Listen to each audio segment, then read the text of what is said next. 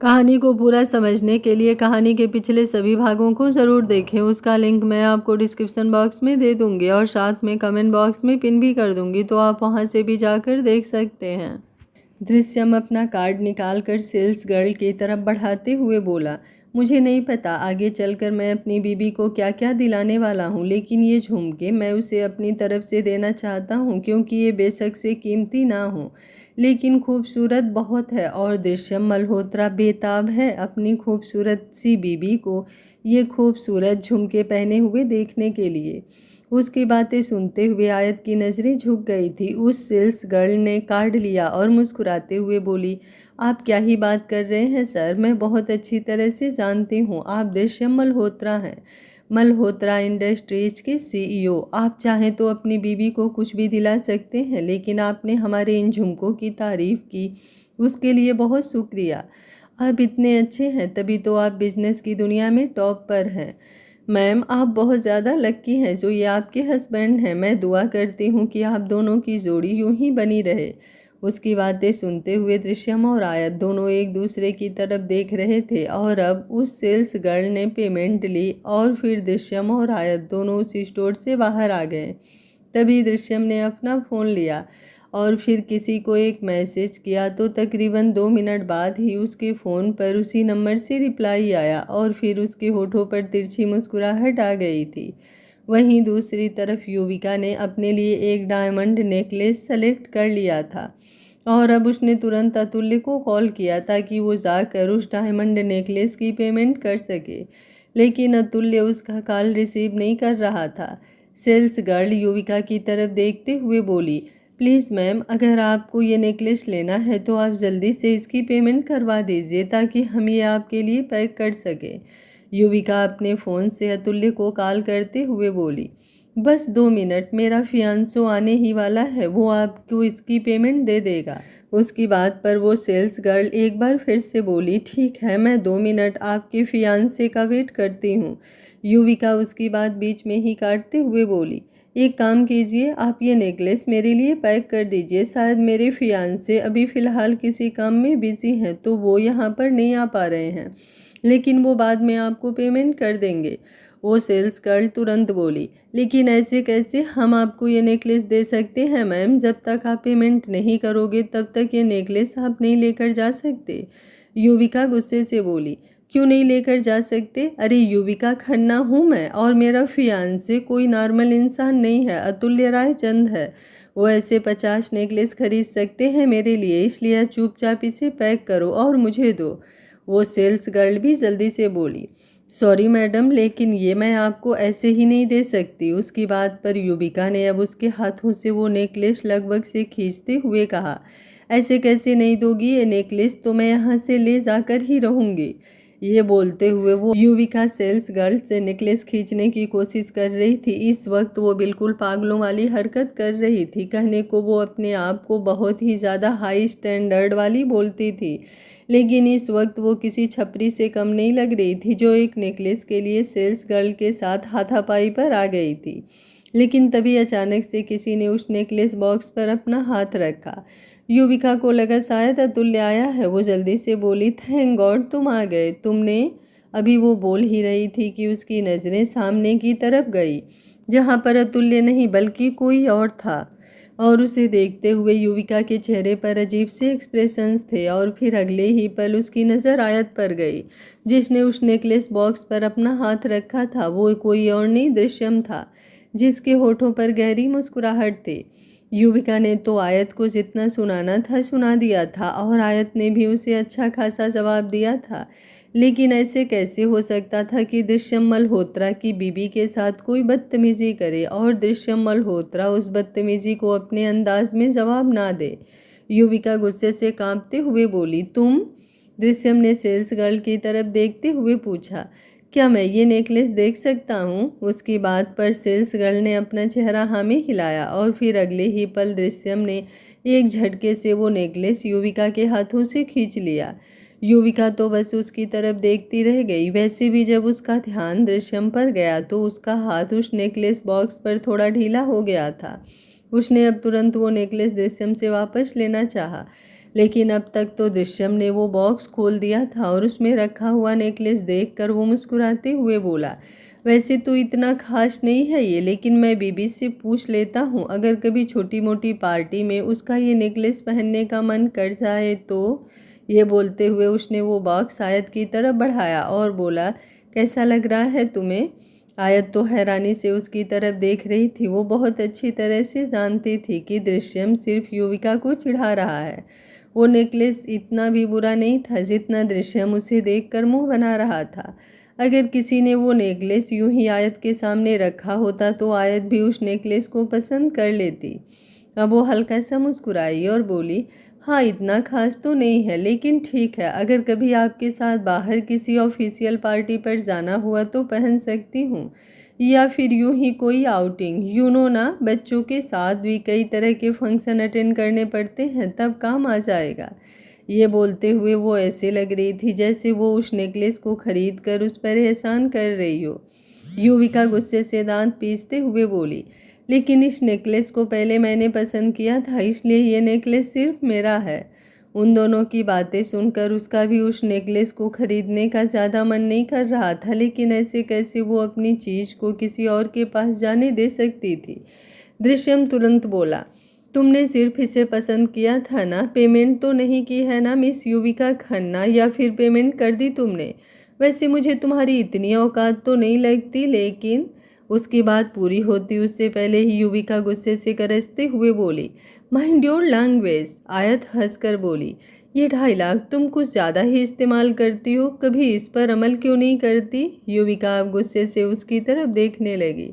दृश्यम ने sales girl की तरफ देखते हुए पूछा, अगर आप इजाज़त दो तो क्या मैं ये नेकलेस ले लूँ? आई मीन इसकी पेमेंट कर दूँ? वो सेल्स गर्ल मुस्कुराते हुए बोली, जी सर। ये बोलते हुए उसने वो नेकलेस वापस अपने हाथ में लिया और फिर पेमेंट काउंटर की तरफ बढ़ गई। उसने मैनेजर को वो नेकलेस दिया और साथ ही साथ उसे दृश्यम के बारे में बता दिया कि दृश्यम नेकलेस की पेमेंट करने वाला है।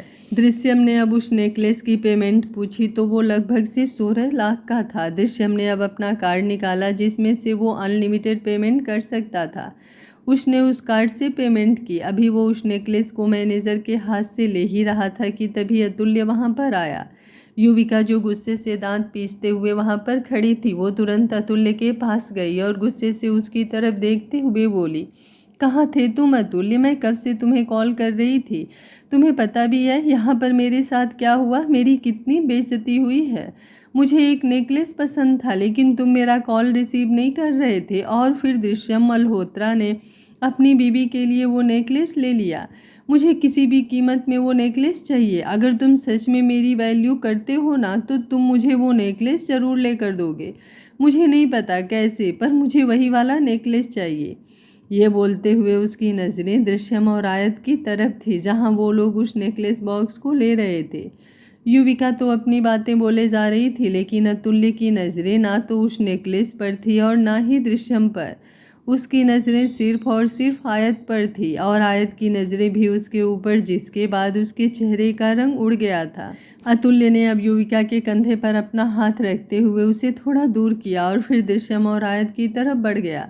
उसे अपने करीब आते हुए देख आयत का दिल जोरों से धक धक करने लगा था। वो हल्का हल्का शिविर करने लगी थी और तभी दृश्यम ने उसकी तरफ देखा और पूछा, क्या हुआ बीबी, तुम ठीक तो हो ना? आयत ने तुरंत उसका हाथ पकड़ लिया और लड़खड़ाती हुई आवाज़ में बोली, आपने इस नेकलेस की पेमेंट कर दी है ना मिस्टर मल्होत्रा? अब मुझे लगता है हमें यहाँ से चलना चाहिए। ये बोलते हुए उसने अपना कदम आगे बढ़ा दिया था लेकिन तभी अतुल्य उन दोनों के सामने आकर खड़ा हुआ। अतुल्य ने वो शॉपर बैग जिसमें वो नेकलेस था अपने हाथ में लेते हुए कहा, लगता है आपको दूसरों की चीज़ छीनने का कुछ ज़्यादा ही शौक़ है। जब देखो आप दूसरों की चीज़ पर अपना हक जताते रहते हैं। ये बोलते हुए उसने एक नज़र आयत की तरफ देखा। उसकी आंखें इस वक्त काफ़ी स्थिर लग रही थी। आयत को और भी ज़्यादा घबराहट होने लगी और दृश्यम ने तुरंत अतुल्य के हाथों से वो बैग वापस लिया और बोला, बिल्कुल भी नहीं मिस्टर रायचंद, दूसरों की चीज़ पर तो मैं नज़र भी नहीं डालता। और शायद आपने सुना नहीं है मिस्टर अतुल्य कि किस्मत बहुत बड़ी चीज़ होती है। जो चीज़ जिसकी होती है उसके पास आ ही जाती है। फिर बेशक से उस चीज़ को कोई भी अपने पास रोकने की कितनी मर्जी कोशिश क्यों ना करे। और एक चीज़ आपको और बताऊं, कुछ कीमती चीज़ सिर्फ औकात वालों पर ही अच्छी लगती है, बिना औकात के तो बस खाली हाथ ही अच्छे लगते हैं। ये बोलते हुए उसने अतुल्य के हाथों की तरफ देखा और फिर अपने एक हाथ में शॉपिंग बैग अच्छे से पकड़कर अपना दूसरा हाथ आयत की कमर पर रख दिया और फिर उसकी तरफ देखकर मुस्कुराते हुए बोला, चले बीबी यहाँ से। आयत ने कुछ नहीं कहा, बस अपना चेहरा नीचे की तरफ झुका दिया, जैसे वो सामने की तरफ देखना भी नहीं चाहती हो। और दृश्यम अब उसे वहाँ से लेकर आगे की तरफ बढ़ गया था। अतुल्य के चेहरे पर गुस्सा झलकने लगा था। उसने अपनी मुट्ठियाँ कस ली थी और युविका भी अब जल्दी से उसके पास आई और गुस्से से बोली, ये सब क्या है अतुल्य? तुमने उन लोगों को जाने क्यों दिया? मैंने तुमसे कहा था ना कि मुझे वो नेकलेस चाहिए, तो तुमने मुझे वो नेकलेस दिलाया क्यों नहीं? तुम जानते भी हो उस आयत ने मेरी कितनी इंसल्ट की थी। पता नहीं कौन है, कहाँ से आई है, पर जवाब ऐसे देती है जैसे ना जाने कहाँ की महारानी हो। मेरा मन तो करता है कि मैं उसका मुंह तोड़ दूं। अतुल्य ने गुस्से से उसकी तरफ देखा और बोला, जस्ट शट अप। ये बोलकर वो तुरंत बाहर की तरफ चला गया और फिर देखते ही देखते वो उस माल से भी बाहर निकल गया। वहीं दूसरी तरफ आयत किड्स एरिया में आ गई थी, जहां दृश्यम बच्चों को ले रहा था और आयत शॉपिंग बैग अपने हाथ में लिए चुपचाप वहां पर खड़ी थी। लेकिन उसकी नज़रें बार बार उस स्टोर की तरफ जा रही थी जहाँ से अभी अभी उन लोगों ने वो नेकलेस लिया था। उसके चेहरे पर एक अलग ही बेचैनी थी और अतीत के कुछ पल उसकी आंखों के सामने घूम रहे थे। ये सब हम शादी के बाद भी तो कर सकते हैं ना, शादी से पहले ये सब ज़रूरी तो नहीं। और आपको किसने कहा है कि आपको ज़्यादा दिन रुकने की ज़रूरत है? आप प्लीज़ अपनी फैमिली से बात कीजिए ना, ताकि वो लोग मेरे घर वालों से बात करें। अगर आप कहें तो मैं खुद भी अपने घर वालों से बात कर लूँगी, लेकिन प्लीज़ ये सब हम शादी के बाद करते हैं ना। ये बोलते हुए वो काफ़ी परेशान लग रही थी। वो शख्स जो उस वक्त उसके साथ एक बेड पर था, वो उसके ऊपर झुकते हुए बोला, तुम हमेशा यही सब बातें करती हो आयत, पर प्लीज़ आज ये सब बातें मत करो। आज मैं खुद को रोकना नहीं चाहता और तुम तो ऐसी बातें कर रही हो जैसे तुम्हें मुझ पर ट्रस्ट नहीं है। हाँ, मैं जानता हूँ हमारी शादी में डिले हो रहा है। मैंने तुमसे कहा था कि इस महीने मैं अपनी फैमिली से बात कर लूँगा, लेकिन अभी थोड़ा इशू चल रहा है यार। जैसे ही सब कुछ सॉल्व होगा मैं खुद अपनी फैमिली से बात करूँगा और तुम्हें तुम्हारे घर पर लेकर आऊँगा। तुम्हें कुछ भी करने की ज़रूरत नहीं है, तुम बस अभी मुझे खुद को प्यार करने दो, यही काफ़ी है मेरे लिए। बाकी सब मैं खुद हैंडल कर लूँगा, प्लीज़ ट्रस्ट मी। और या फिर कह दो कि तुम्हें मुझ पर ट्रस्ट नहीं है, ताकि मैं समझ जाऊँ कि हमारे रिश्ते में प्यार तो है लेकिन ट्रस्ट वो बिल्कुल नहीं है।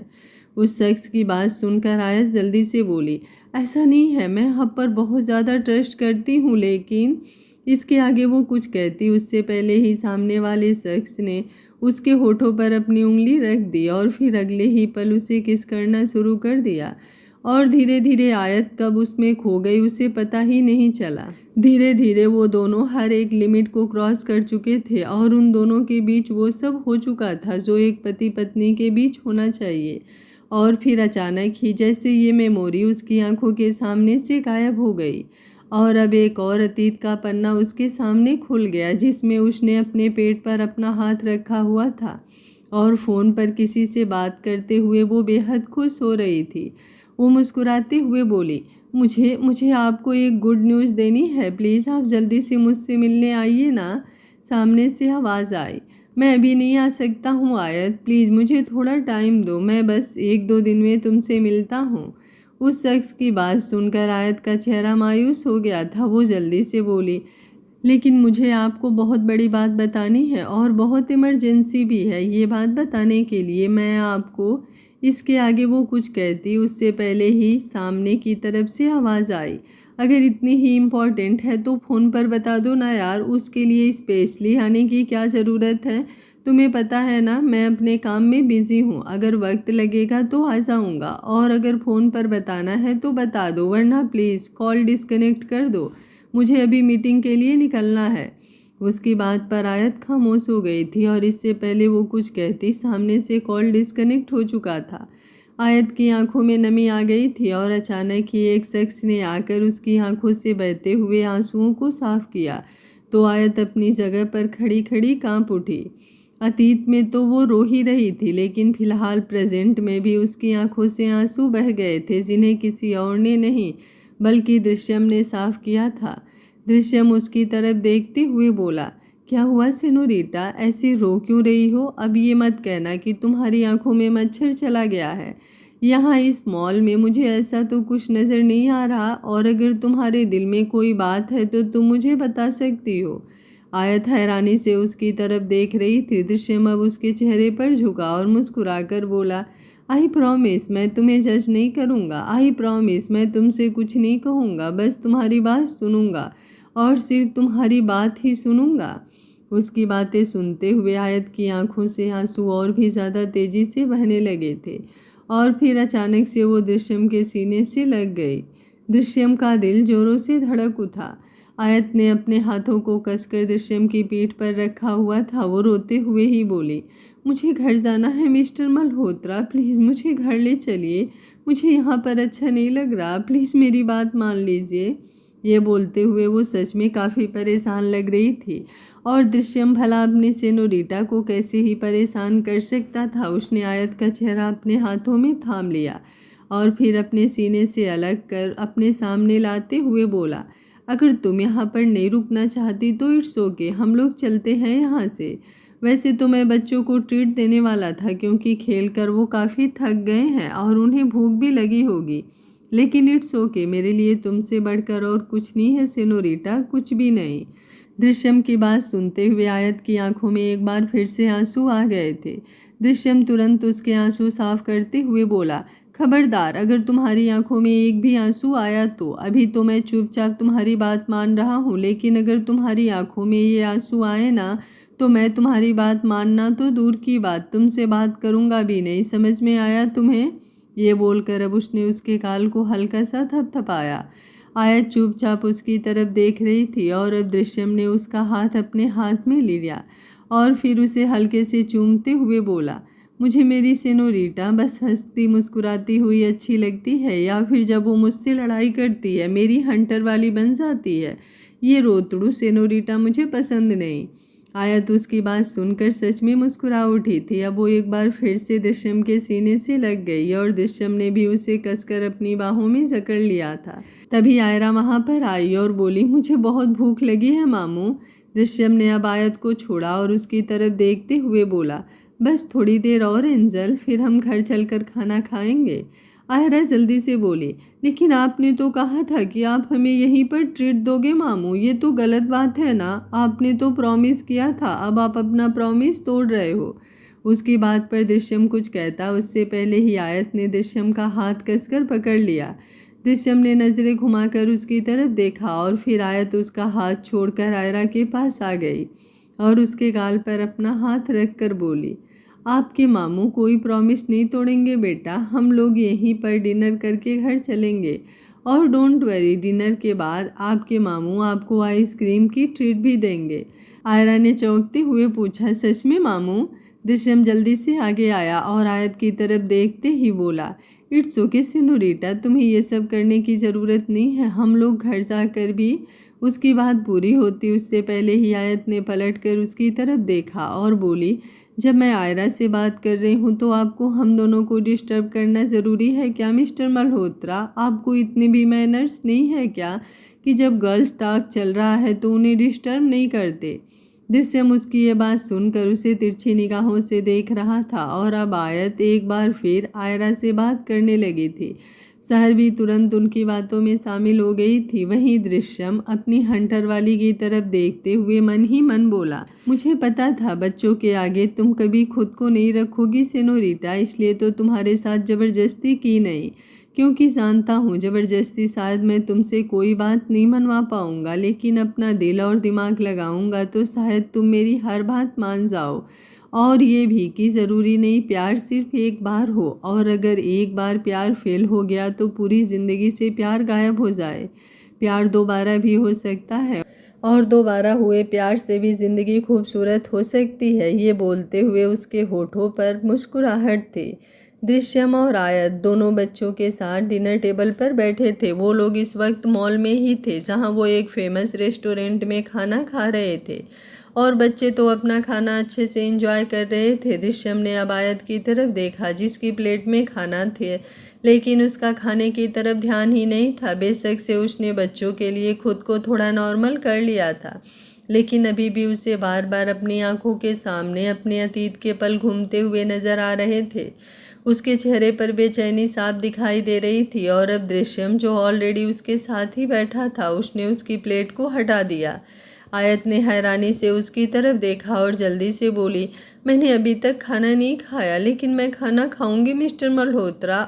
आप फिक्र मत कीजिए और प्लीज़ बच्चों के सामने कुछ कहिएगा भी मत, कहीं बच्चे खाना ना छोड़। उसकी बात पूरी होती उससे पहले ही दृश्यम ने उसके होठों की तरफ निवाला बढ़ा दिया था। आयत उसकी तरफ देखती रह गई। दृश्यम मुस्कुराया और बोला, बच्चों ने तो ऑलमोस्ट अपना डिनर आधा फिनिश भी कर दिया है सेनोरिटा। ये तो तुम हो जो यूं ही अपनी प्लेट लेकर बैठी है, लेकिन मुझे अब लगता है कि प्रॉब्लम तुम में नहीं, प्रॉब्लम तुम्हारी प्लेट में है, इसलिए मैंने उस प्लेट को ही साइड कर दिया। अब तुम मेरे साथ डिनर करोगी, और वैसे भी एक दूसरे के साथ खाने से, एक दूसरे का जूठा खाने से प्यार बढ़ता है, तो हम लोग जल्दी जल्दी अपना प्यार बढ़ाते हैं ना। आयत मुँह बनाते हुए बोली, कोई प्यार नहीं करती मैं आपसे। दृश्यम भी झट से बोला, नहीं करती हो तो करने लगोगी। दृश्यम मल्होत्रा चीज ही ऐसी है। ये बोलते हुए उसने एक निवाला और आयत के होठों की तरफ बढ़ा दिया, तो आयत ने वो निवाला भी चुपचाप खा लिया। वो एक बार फिर से मुंह बिगाड़ते हुए बोली, बेशक से आप होंगे बहुत अच्छे इंसान, आपके जैसा कोई नहीं होगा, लेकिन प्यार बार बार नहीं होता है मिस्टर मल्होत्रा। जैसे ही उसने कहा, दृश्यम जो निवाला बना रहा था अचानक से उसका हाथ रुक गया। आयत बेहद तकलीफ भरी आवाज़ में बोली, प्यार सिर्फ एक ही बार होता है और वो मुझे हो चुका है। अब दोबारा मेरी ज़िंदगी में प्यार की कोई गुंजाइश नहीं, क्योंकि एक बार प्यार होने के बाद मुझे उस प्यार से भी नफरत हो चुकी है। इसलिए प्लीज़ ये सब मत कीजिए। दृश्यम अब मुस्कुराया और दोबारा निवाला बनाकर उसके होठों की तरफ बढ़ाते हुए बोला, ये गलतफहमी है तुम्हारी सेनोरिटा कि प्यार सिर्फ एक ही बार होता है। प्यार दिल से होता है और काउंटिंग का काम दिमाग का होता है, दिल का नहीं। उसे काउंटिंग नहीं आती, इसलिए उसे नहीं पता कि उसे एक बार प्यार करना है या 2 बार प्यार करना है। वो बस सामने वाले को प्यार करना जानता है, लेकिन अगर सामने वाला हमारे प्यार की तवज्जो करे, उसकी वैल्यू करे, तो वो हमारा आखिरी प्यार बन जाता है। वरना दिल को तलाश रहती है उसी प्यार की, जो प्यार वो दूसरों को देना जानता है, और जब उसे वो प्यार मिल जाता है तो उसकी तलाश खत्म हो जाती है। और इस केस में तुम्हारी तलाश अब खत्म हो चुकी है, क्योंकि पहले का तो पता नहीं, लेकिन अब तुम्हें वो इंसान मिल चुका है जो सिर्फ तुम्हें प्यार नहीं बेहद प्यार करेगा। ये बोलते हुए उसकी आवाज़ काफ़ी इंटेंस हो गई थी। आयत का दिल भी एक पल के लिए जोरों से धड़क उठा था। दृश्यम ने उसे निवाला खिलाया तो उसने चुपचाप अपने होठों को खोल दिया था, और अब दृश्यम एक बार फिर से मुस्कुराते हुए बोला, यू नो वाट, मुझे इस बात की खुशी है कि तुम मेरा पहला प्यार हो। जैसे ही उसने कहा, आयत ने अपने हाथ टेबल पर कस दिए थे। उसे बेचैनी सी होने लगी थी, और अब दृश्यम अपनी बात पूरी करते हुए बोला, और खुशी से ज़्यादा मुझे इस बात का सुकून है कि मैं तुम्हारा आखिरी प्यार हूँ। उसकी इस बात पर तो आयत के रोंगटे ही खड़े हो गए थे। दृश्यम उसकी आंखों में देखने लगा जिसमें नमी आ चुकी थी। वो एक बार फिर से बोला, मेरा पहला प्यार मेरा आखिरी प्यार होगा, ये मैंने हमेशा से सोच रखा था, और अब तुम्हारा ये आखिरी प्यार तुम्हारा बेस्ट प्यार होगा, ये मैं तुमसे वादा करता हूँ। आयत की सांसें गहरे होने लगी थी। अब वो तुरंत अपनी जगह से उठते हुए बोली, बस मुझे और नहीं खाना। अभी वो ये बोल ही रही थी कि दृश्यम ने उसका हाथ पकड़कर उसे रोका और बोला, चुपचाप अपनी जगह पर बैठो और डिनर फिनिश करो। आयत गुस्से से बोली, मैंने कहा ना मुझे नहीं खाना, और मेरा हाथ यूँ बार बार पकड़ना बंद कीजिए, कोई हक नहीं है आपको। उसकी बात पूरी होती उससे पहले ही दृश्यम भी सख्ती से बोल उठा, पति हूँ तुम्हारा, अगर प्यार करना जानता हूँ तो गुस्सा करना भी बहुत आता है मुझे, और ऑलरेडी बता चुका हूँ तुम्हें कि मुझे गुस्सा मत दिलाना, तुम झेल नहीं पाओगी, इसलिए चुपचाप अपनी जगह पर वापस बैठो। आयत दांत पीसते हुए बोली, मुझे आपकी फालतू की बातें नहीं सुननी। अगर आपको लगता है कि ये सारी बातें करके आप मेरे दिल में अपनी कोई जगह बना लेंगे या फिर मुझे आपसे प्यार हो जाएगा तो आप बहुत बड़ी गलतफहमी में हैं। ऐसा कुछ। उसकी बात पूरी होती उससे पहले ही दृश्यम ने एक नज़र बच्चों की तरफ देखा और फिर वापस आयत की तरफ देखते हुए बोला, बच्चों के सामने तमाशा बनाना है तुम्हें? अगर हाँ तो बताओ मुझे, फिर मैं ऐसा तमाशा बनाऊंगा कि तुम पूरी ज़िंदगी याद रखोगी। उसकी धमकी सुनकर आयत की हालत एकदम से ख़राब हो गई थी। अब उसने कुछ नहीं कहा और चुपचाप वापस अपनी जगह पर बैठ गई। दृश्यम एक गहरी मुस्कुराहट के साथ बोला, तुमने तो पूरी एक चपाती खा ली, लेकिन मैंने तो अभी एक निवाला भी नहीं खाया, इसलिए चुपचाप मुझे खाना खिलाओ। आयत मुँह बनाते हुए बोली, मैं नहीं खिलाऊंगी। दृश्यम मुस्कुरा कर बोला, इट्स ओके। दृश्यम मल्होत्रा एक चीज़ के लिए सिर्फ एक बार ही कहता है, बार बार उसे कुछ कहने की आदत भी नहीं है। अभी वो बोल रहा था कि आयत ने प्लेट को अपनी तरफ खींचा और फिर चुपचाप निवाला बनाकर उसकी तरफ बढ़ा दिया। दृश्यम मुँह बनाते हुए बोला, मुझे नहीं खाना। आयत ने उसका हाथ कसकर पकड़ लिया और बोली, प्लीज़ खा लीजिए ना। ये बोलते हुए उसकी हार्ट बीट बहुत ज़्यादा तेज चल रही थी। उसके चेहरे पर परेशानी साफ झलक रही थी। दृश्यम एक बार फिर से बोला, ठीक है, मैं ये खाना खाने के लिए तैयार हूँ, लेकिन पहले प्रॉमिस करो कि हम दोनों एक ही आइसक्रीम शेयर करेंगे। उसकी बात पर आयत की आंखें बड़ी हो गई। वो झट से बोली, ये गलत बात है मिस्टर मल्होत्रा, आप तो आगे बढ़ते ही जा रहे हैं। दृश्यम तुरंत बोला। दृश्यम मल्होत्रा ने पीछे हटना सीखा भी नहीं है। अब जल्दी बताओ, एक आइसक्रीम शेयर करोगी या फिर मैं उठूँ यहाँ से? आयत मुँह बनाकर बोली, ठीक है, कर लूँगी। ये बोलते हुए उसने वो निवाला दोबारा दृश्यम के होठों की तरफ बढ़ा दिया था, तो दृश्यम ने तिरछी मुस्कुराहट चेहरे पर लिए वो निवाला खा लिया और अब आयत उसे घूर घूर कर देख रही थी और साथ ही साथ उसे खाना भी खिला रही थी। दृश्यम की मुस्कुराहट और भी ज़्यादा लंबी होती जा रही थी। कुछ देर बाद वो लोग मॉल से निकल चुके थे और फिर ही कुछ देर बाद ही वो लोग वापस उस आइसक्रीम पार्लर में आए जहाँ पर कल आए थे, क्योंकि वहाँ की आइसक्रीम बच्चों को बहुत पसंद आई थी। और अब दृश्यम ने पहले बच्चों को आइसक्रीम लेकर दी और फिर अपने लिए स्पेशली एक कॉर्नेटो आइसक्रीम देखकर आयस जल्दी से बोली, आप ये वाली आइसक्रीम क्यों लेकर आए हो? आपको पता है ना कि हमें आइसक्रीम शेयर करनी है, तो दूसरी लानी चाहिए थी ताकि हम इस स्पून से। उसकी बात पूरी होती उससे पहले ही दृश्यम ने वो कॉर्नेटो आइसक्रीम अपने हाथों में घुमाई और फिर आयत के होठों की तरफ बढ़ाते हुए बोला, लेकिन मुझे तो यही वाली आइसक्रीम तुम्हारे साथ शेयर करनी है और तुमने प्रॉमिस किया था सेनोरिटा, इसलिए खबरदार अगर तुमने अपना प्रॉमिस तोड़ा तो।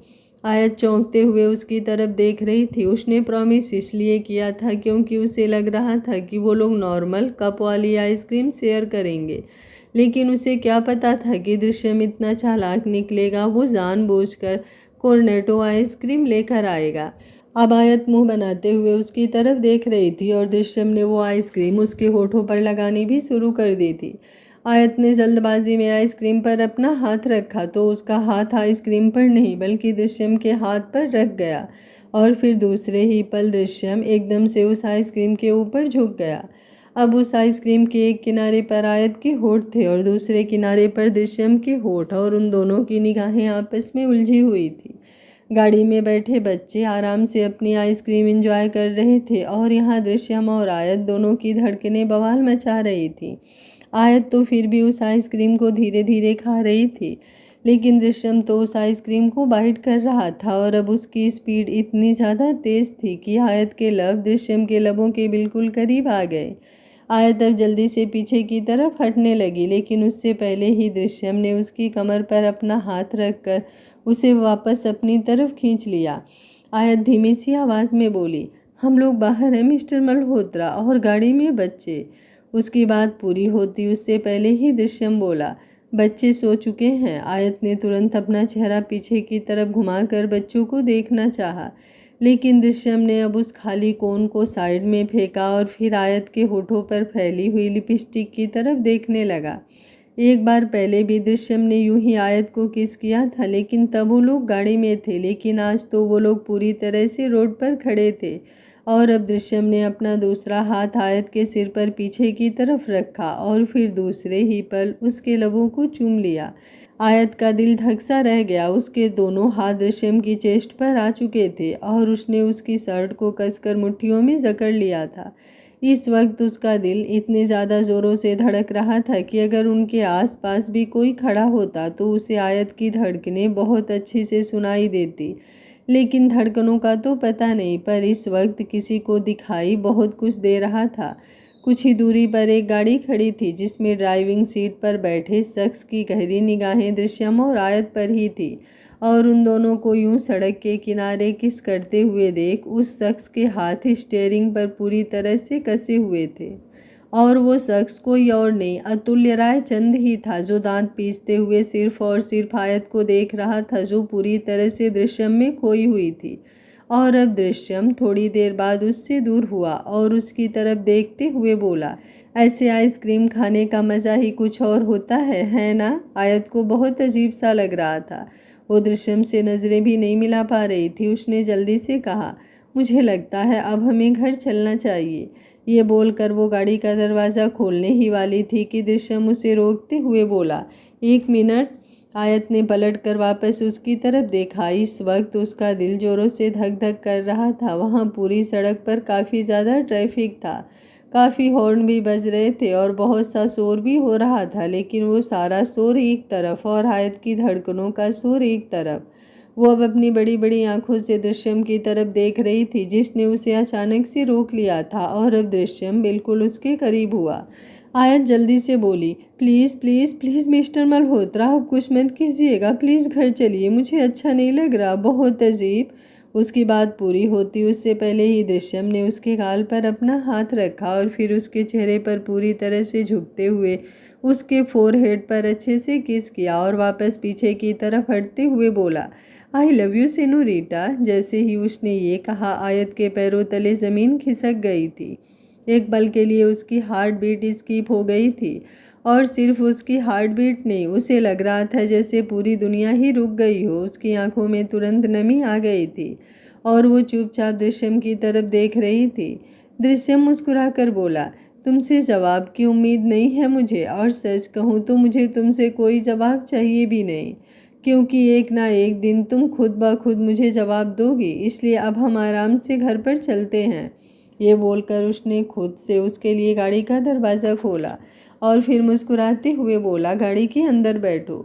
आयत अभी भी चुपचाप उसकी तरफ देख रही थी। उसकी आंखों में नमी दृश्यम को साफ नजर आ रही थी। दृश्यम बड़े ही प्यार से बोला, बैठो ना सेनोरिटा, या फिर अब तुम चाहती हो कि मैं तुम्हें दोबारा। उसकी बात पर आयत होश में आई और फिर तुरंत गाड़ी में बैठ गई। दृश्यम हंसा और दूसरे ही पल ड्राइविंग सीट की तरफ बढ़ गया। उसने एक नज़र बच्चों की तरफ देखा, जो आज भी आइसक्रीम खाने के बाद तुरंत सो गए थे। मॉल में उन्होंने मस्ती ही इतनी की थी कि उन्हें नींद तो आनी ही थी। गाड़ी में बैठते ही अब दृश्यम ने पहले म्यूजिक ऑन किया और फिर आराम से आयत का हाथ पकड़ लिया। आयत एक तरफ अपने हाथ को छुड़ाने के बारे में सोच रही थी, लेकिन उसकी हिम्मत भी नहीं हो पा रही थी, और दृश्यम ने जितना कसकर उसका हाथ पकड़ा हुआ था, साफ पता चल रहा था कि अगर वो कोशिश करे तो भी अपना हाथ छुड़ा नहीं पाएगी। इसलिए उसने मेहनत भी नहीं की और दृश्यम चुपचाप गाड़ी ड्राइव करता रहा। वहीं अतुल्य राय चंद्र भी बेहद स्पीड से अपनी गाड़ी ड्राइव कर रहा था और उसकी आंखों के सामने अतीत के कुछ पल घूम रहे थे, जिसमें उसे आयत नजर आ रही थी, लगभग से 4-5 साल पहले। अरे यार, तुम समझ क्यों नहीं रही हो? मुझे ये प्रेगनेंसी नहीं चाहिए, और अगर मैंने अपने घर वालों को बताया कि तुम शादी से पहले प्रेग्नेंट हो तो वो लोग इस रिश्ते को एक्सेप्ट करने के पहले ही इसे रिजेक्ट कर देंगे। इसलिए तुम्हें ये दवाइयाँ लेनी ही पड़ेगी। आयत, प्लीज़ ज़्यादा वक्त बर्बाद मत करो और चुपचाप इस प्रेगनेंसी को टर्मिनेट कर दो। अगर हमारी शादी होगी तो हम ये प्रेगनेंसी दोबारा भी प्लान कर सकते हैं। आयत ने चौंकते हुए पूछा, अगर हमारी शादी होगी तो उससे क्या मतलब है आपका? अतुल्य अतुल्य ने अपने माथे पर अपना हाथ रखा और बोला, अरे यार, तुम ये कैसा सवाल पूछ रही हो आयत? मैंने कहा था ना तुमसे कि मैं पूरी कोशिश कर रहा हूँ, लेकिन तुम भी जानती हो कि तुम्हारी फैमिली और मेरी फैमिली एक दूसरे के राइवल्स हैं। वो कभी भी हमारे रिलेशनशिप को एक्सेप्ट नहीं करेंगे, पर फिर भी मैं अपनी तरफ से पूरी कोशिश कर रहा हूँ, लेकिन इसके लिए मुझे टाइम चाहिए। आयत ने उसकी बात पूरी होने से पहले ही पूछा, और कितना टाइम अतुल्य, और कितना टाइम? ऑलमोस्ट 2 साल से रिलेशनशिप में हैं हम।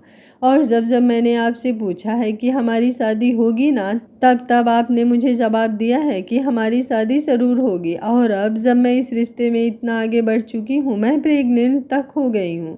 ना जाने मैंने कितने ख्वाब देख लिए हैं आपको लेकर, अपने बच्चे को लेकर, और अब आप मुझसे कह रहे हैं कि आप कोशिश कर रहे हैं जिसके रिजल्ट का कुछ पता नहीं, और आप चाहते हैं कि मैं ये प्रेगनेंसी भी गिरा दूं। नहीं अतुल्य, ऐसा नहीं कर सकती। अगर आपसे कोशिश नहीं हो रही, अगर आप अपने घर वालों से या मेरे घर वालों से बात नहीं कर पा रहे तो इट्स ओके, लेकिन मैं ये प्रेगनेंसी अबॉर्ट तो बिल्कुल नहीं करूँगी।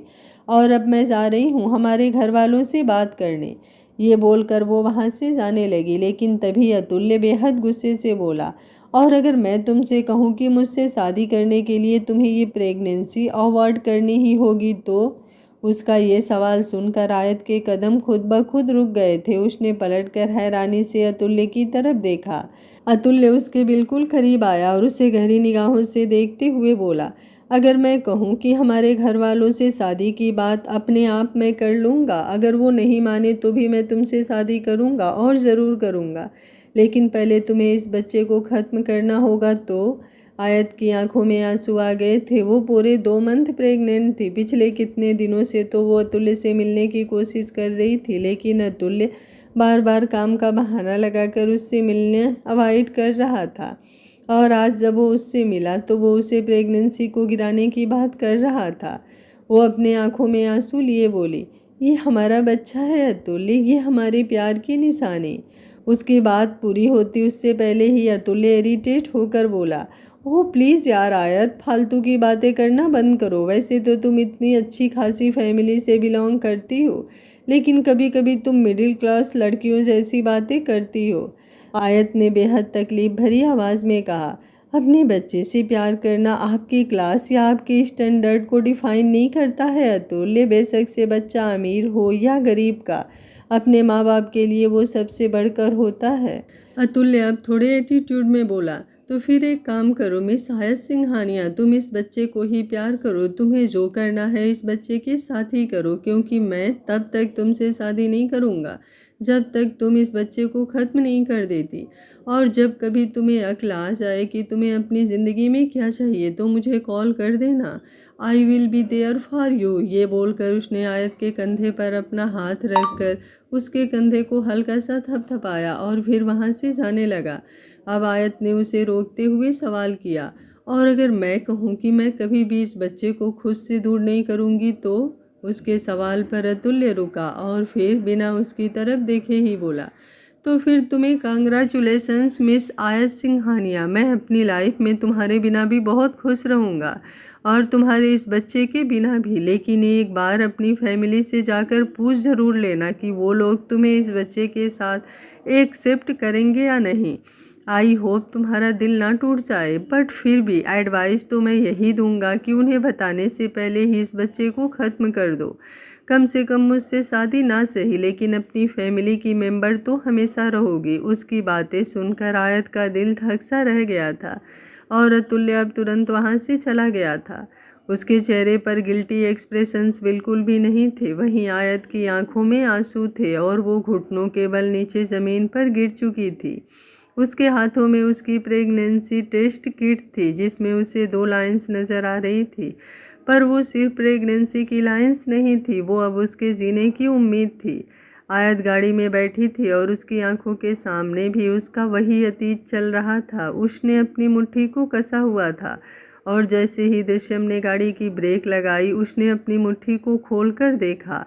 अब वहाँ पर वो प्रेगनेंसी किट नहीं थी, पर तभी उसने पलटकर पीछे की तरफ देखा जहाँ पर सहर सोई हुई थी।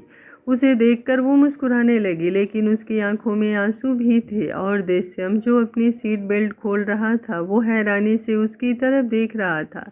उसे पीछे की तरफ देखते हुए देख वो समझ गया था कि पक्का वो अपने अतीत को याद कर रही होगी। आज का पार्ट आप लोगों को कैसा लगा कमेंट बॉक्स में अपनी राय ज़रूर दीजिएगा। कहानी अच्छी लग रही है मेरे द्वारा लाई गई तो वीडियो को एक लाइक ज़रूर करिएगा। Thank you for watching. मिलते हैं कहानी के अगले भाग में। तब तक स्वस्थ रहिए, मस्त रहिए, अपना ख्याल रखते रहिए।